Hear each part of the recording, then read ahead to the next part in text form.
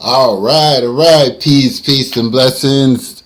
Haki Ami here, the success scholar, the honorable one, Asafo, Dr. Haki Shakur Ami. Let me have this conversation. Because it's much needed. For those that may not know, I'm in the Baltimore area, and I appreciate the growing global audience that are finding me, certainly on my YouTube, Raising Consciousness and Capital page, and many others that are, discovering the work that I've been a part of. And of course, and I want to first and foremost, many people want to take credit for my evolution, my experiences, and what I've connected to, and what I've been a part of, and how I continue to organize. But let me just be clear. Today is a new day, and we coming into a new year. And I've learned, I've listened, and I am precise with it. I'm precise, as if I may quote Denzel Washington. I'm surgical with this piece. But let me just drop some knowledge. As you can see in the title, I said something to the effect, do FBAs hate Kwanzaa? I wanted to put that in context, and because there's this big overwhelming debate going on. But I went to a few Kwanzaas a day, and there are people still showing up. Like, these are black people from America still showing up. And I don't know if, for instance, if FBAs, the traditional, FBAs, are they going to start hating on Kwanzaa like that? I mean, how does this thing evolve? And so that's another dynamic that you have to explore. Right, you have to be out to see just like how this manifests itself, and obviously some, and they haven't. I haven't seen any recent FBA Kwanzaa diss tracks, shall I say, or but it's just really going to be an interesting dynamic. And so what I'm seeing is that the Kwanzaas of the world are winning. But before I, sort of expand on that in terms of the FBA hating on Kwanzaa, let me just say that the reality is that there's no team Pan-Africanism where, the Pan-Africanists are good people or nice people. So you have different groups, different dynamics. You have, at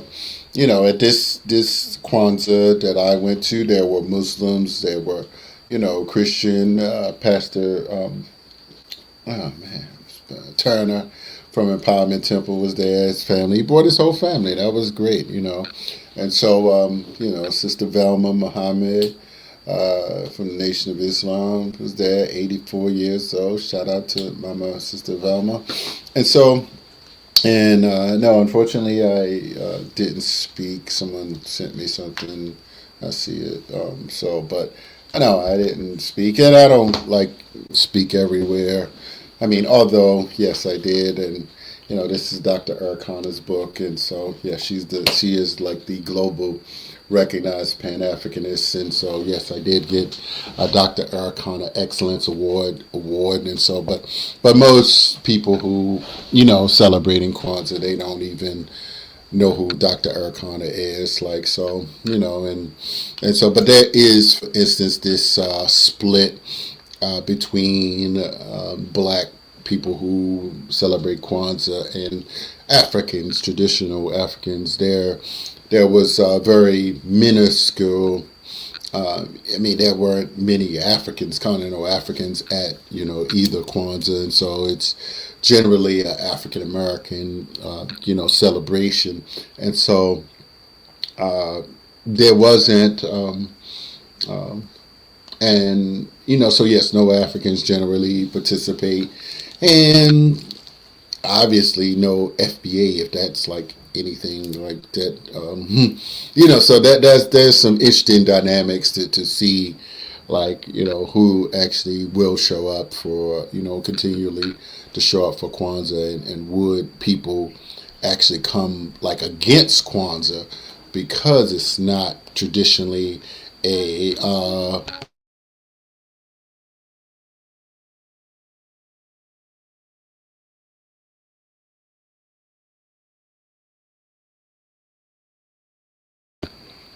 and so I'm sorry, I'm gonna come on mute for a second, but traditionally, I'm sorry, I'm gonna have to, I got my family around. So traditionally, what we have, for instance,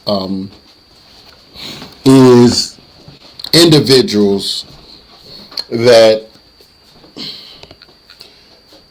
unfortunately may or may not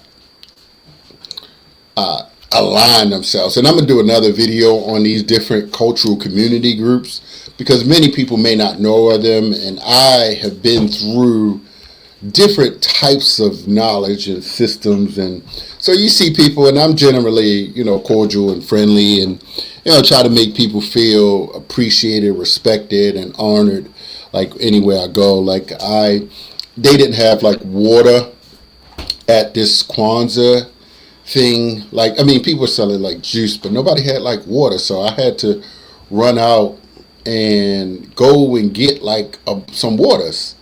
And I just gave them away, you know what I'm saying? And to the elders. And so those are some things that people appreciate, what people remember, because it was getting kind of hot in there. And I didn't want a medical emergency, like, right? You know what I'm saying? So, but, so let me just show a video real fast. Let me try to find a Kwanzaa. Let me try to pull that up. I'm gonna go to my share screen. I want to share one of these.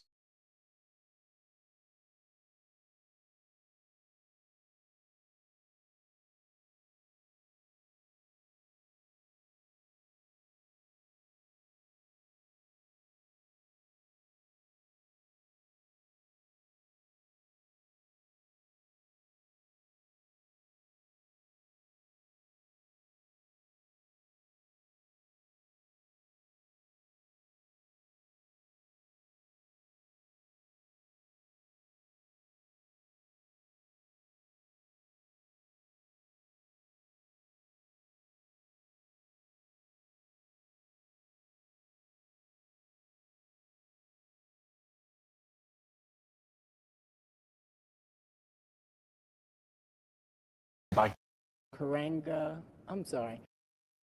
Thank you so much. And now we want to head out to Stephanie, who is celebrating Kwanzaa out at Sankofa Children's Museum. Stephanie, good morning. This is one at the Sankofa Children's Museum. It was a great. Oh, I'm sorry, I didn't make this one this year, but it was. I talked to people that was there, but let me just share it. Celebrate and promote unity within the African American culture. So joining me this morning is Mama Kiki and also Miss Patty with the Sankofa Children's Museum. And Miss Patty, can we just start with you and tell us a little bit about what? I'm going to start with the word because it is very important. Kwanzaa is Swahili and it means first harvest.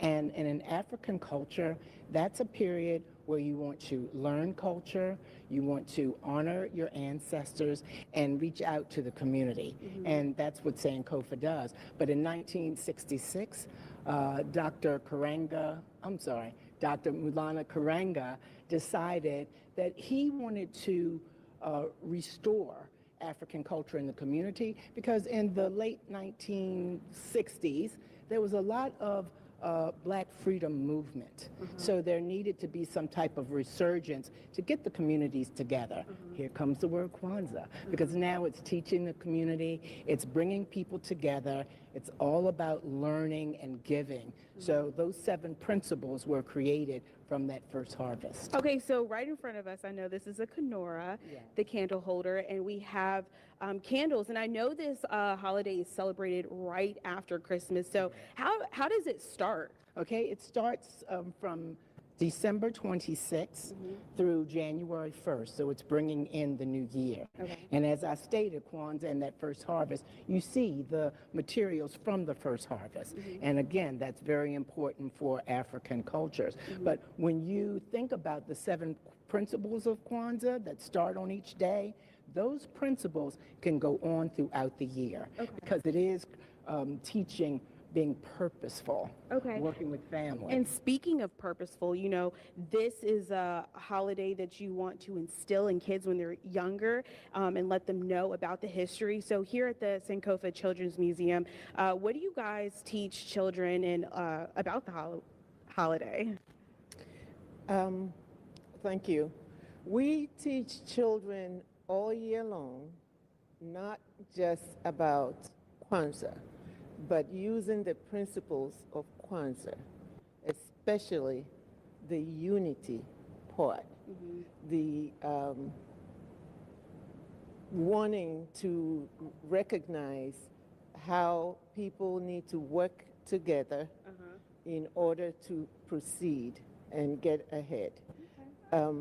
All year round, though, we are doing different things here to help not just children, and not just African American children at that, but the whole community. Okay, so I want to pause right there because I want to break down on the next segment about what you guys do to unify the African American community and to go more about, you know, what these candles mean and the symbols and more of the traditions that people celebrate. So Janae, Amy, I'm going to toss it back to you guys, but coming up, we're going to go over the meaning of some of these candles. Go ahead and check.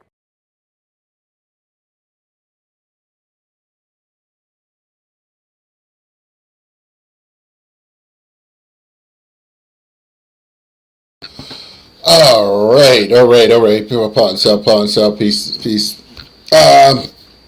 Yeah, so definitely. And one to just really, you know, shout out Sankofa Children's Museum in Baltimore. But, you know, so I just kind of, you know, I've been wanting to do this piece, you know, just because, you know, like, here's what I've seen, you know, like speaking from someone who has been, you know, in these, you know, Pan-African spaces. I mean, just sort of, you know, it was a part of different movements. And so if you have any well-rounded cultural, conscious, global thinking, if you read some of W.E.B. Du Bois books and Garvey and even Booker T. Washington, you are going to come upon, you know, some of the Pan-Africanist ideas. And so, you know, I'm not necessarily negating the ideas. And so when we get into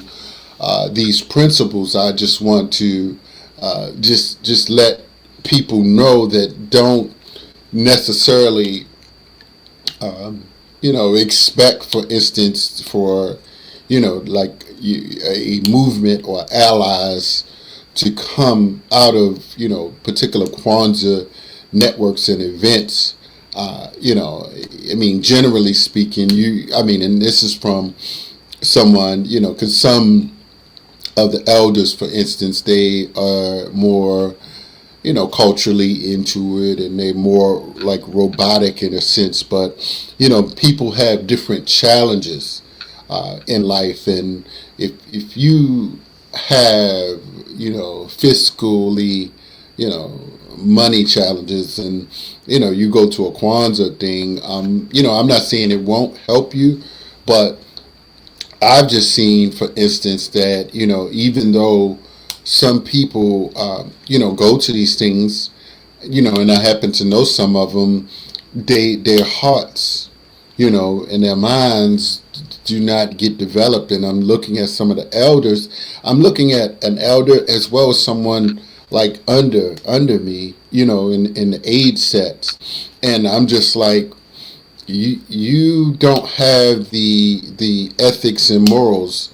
You know, I mean, and I'm in business in different spaces, and I see that some, you know, the Black American Pan-Africanists, you know, how they treat, you know, Black people in America, for instance, versus how some of them treat Africans, it's like contradictory. It's contradictory, and most people don't have the depth of been to Africa and seeing different experiences and so forth. Over the past 5 or 6 years, I've been able to see up close and personal many of these Pan-Africanists and how they interact with black people from America and FBAs, but how they actually treat each other, and comparatively how they treat Africans. And so I think that there is unfortunately, and many of the movements from the Nuwapians and the Nation of Islam and the Moors, and now you have these different freedmens,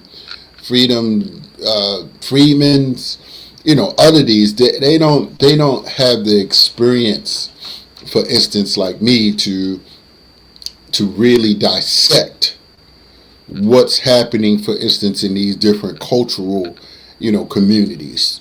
And so I've and this is why I go some places, but and I'm having conversations with people, and they are like arrogant for no reason, and it's just like, you haven't really, you're not connected throughout the global black audiences. And what I'm saying, not everybody goes to Kwanzaa events, and not everybody goes to church, not everybody goes to a mosque. You see what I'm saying? So and I don't have time to go into, see, some people get caught into these deep esoteric type of cults that's going on all throughout the black cultural Afrocentric Pan-African community, and I'm just like, look, I appreciate the health dynamics of some of the teachings, of course, and but from a practical life business perspective, some of them are keeping the masses of the people dysfunctional, right? And so I'm just not and I appreciate many different teachings, but some of these people, man, they're not thinking of nation building. They aren't nation building movements per se. And so I feel and I've seen it over years, and this is why I had to reposition myself and expand my network and continue to expand my network, because ultimately you have to be able to survive, and that's what I'm beginning to learn, is that people are showing up and people are struggling. People are struggling out here, and when you have real people doing the real work, and people promote individuals that that don't have any intellectual solutions, right? And they sitting there beating on drums and keeping knowledge from the people. I'm just curious, when does this lead towards true empowerment and freedom and true holistic wellness? And so now, at this stage, I'm having to delineate from the delineation, because so-called FBAs, they don't have no real power, right? The movement, the identification of as a FBA, they don't have no real power. There aren't any people that's doing anything significant. And And they may, but like you don't get any like real true power coming under an FBA banner saying, I'm FBA, I'm here to do A, B, and C. Like, nobody cares. Absolutely nobody like cares in the bigger substantive land and, health and wellness. Like, look, it's not making any practical changes. And then if you think about the whole Pan-Africanist movement, where yes, some people are just trying to, get some little money to travel to Africa. I know some extremists. Like, they will do anything. I remember Cyrus Seti saying that he sold crack to go to Africa, to get to Africa. Cyrus Seti said that. So you got people, you willing to sell some damn crack to go to Africa? But that just go to show the deep mental side that some people, some imbalanced people in these Pan-Africanist spaces simply have. And Seti was like a well-respected, like, Pan-Africanist, but dude, you sold crack. And so that's where I'm just like, see, some of these folks are crazy. I need to do a video with that title. I just need to do a video with that title. Cyrus Seti, one of the recognized Pan-Africanists out here, says that he's so crack.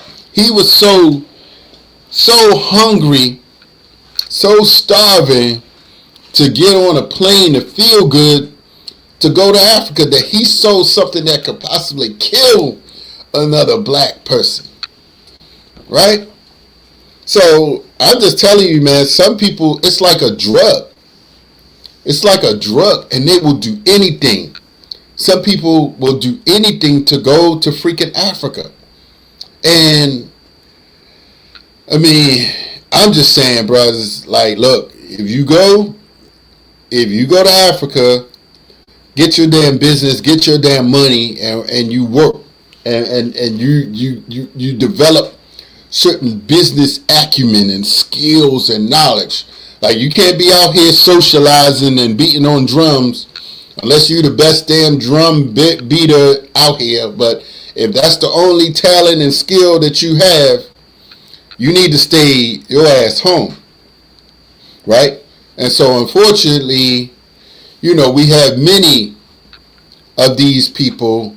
They don't have there's no cut on this. There's no, like they don't discern anything. It's just like, I'm going to Africa when I can, wherever I can, however I can. And if I need to sell crack to some ninjas, that's what the hell I'm going to do. That's what the hell they going to do. And so I'm just letting you know, we need to keep building, keep growing, and not lose our damn minds. And unfortunately, there's some lost Negroes in Baltimore, man. It's like they're not progressing. They aren't progressing, y'all. For real. I know some Pan-Africanists, for instance, and their whole thing is they will scam and scheme their own people, their own Pan-Africanist brother, to get whatever they need to get to go to Africa. And so here's the thing, y'all. Unfortunately, nobody I ain't like the biggest boss, in Baltimore or whatever or nothing, but things are growing. Fortunately, I'm able to, not be needy out here, not be needy for attention, not be needy for friends. But, I have dozens, and more are growing, and I get invited to spaces, quality spaces with quality people, and they may not necessarily be in the African Center community, but they have houses, they have cars, they have pensions, so I'm just like, look, they have their good health, so I'm sort of, just like, look, I'm having some more basic criterias. I'm not following these Pan-Africanist cults, and some of these people, they don't even know that they are cult leaders or potential cult leaders. Like, no, I'm not trying to build a cult, but there's some basic things that people need to be able to do. And fortunately, I've attempted to position myself economically to be in some, position to have the things that I need to survive and thrive. And so fortunately, I have the growing right allies, and I just keep educating myself, keep showing up, and keep earning.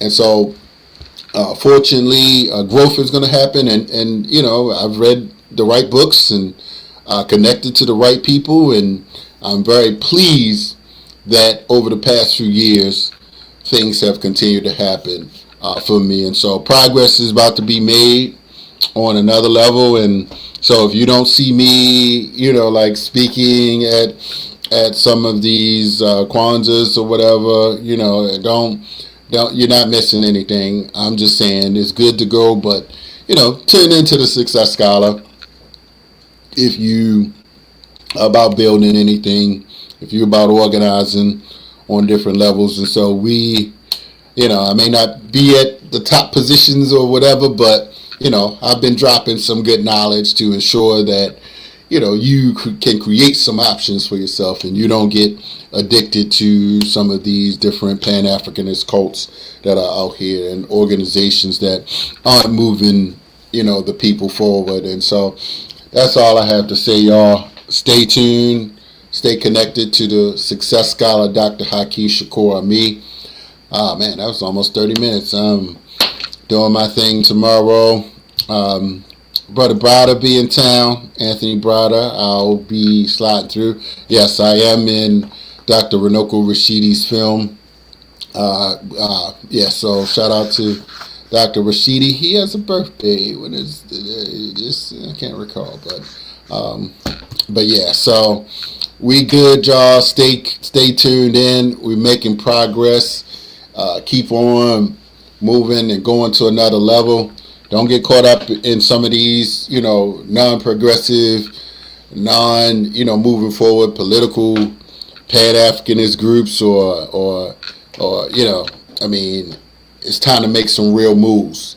So I'm going to show up. I'm going to build the right team, the right success scholars, and that's what we need. That's what we need right now. Some success scholars.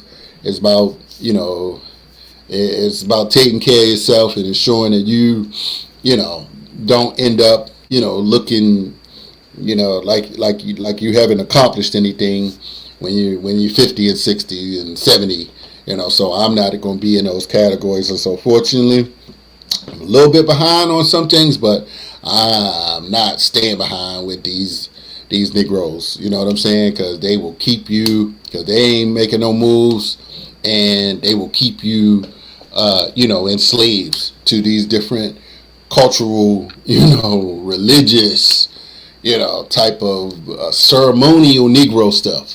Just keep showing up for these different types of, and there are multitudes of them. There's the 5%ers, there's the Nation Guards Earth, that same thing, Nation Islams and Nuwapians and Akan and Yoruba. No disrespect to anybody, and the churches, the different denominations of churches.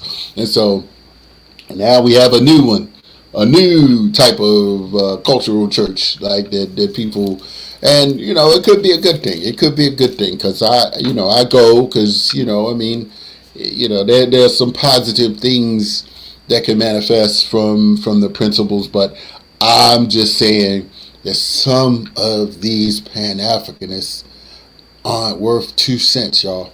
Some of these Pan-Africanists, man, and so they're haters. like they're haters in these spaces, and they can't teach our young people much. I mean, they can teach some basic things, but I mean, we can't listen. You man, let me tell you, this is powerful. This is powerful. You need some global damn thinkers, man. You need both global thinkers and you need some local workers. Local workers that are connected in different spaces that can build power. So I'm like, look, I don't have time, man. I don't have time for y'all to be holding me back and like want to be the hype at the mic, want to be the keynote speaker when you ain't been nowhere. You don't know a damn thing. So some people want their little cults, their little followers, and you can't teach me. Like, you just can't. Like, you don't have the right books, and you don't know the right people. It's the right books, the right people. Sometimes you got to be in the right spaces. You have to be in the right spaces to know certain things. And so I'm just saying, progress is being made, y'all. I'm, making some strategic moves. I got a good video coming out. I'm going to expand my YouTube. I'm going to expand my network. And I know that people are going to be listening more. I got some global teams that's working. And so, but fortunately for me, I show up in real life. See, I'm not relying on views and little followers and likes and subscribers. No, I'm getting and doing things in real life. And so I appreciate, the internet marketing types of people. I do definitely need some good marketers. I have some unique products that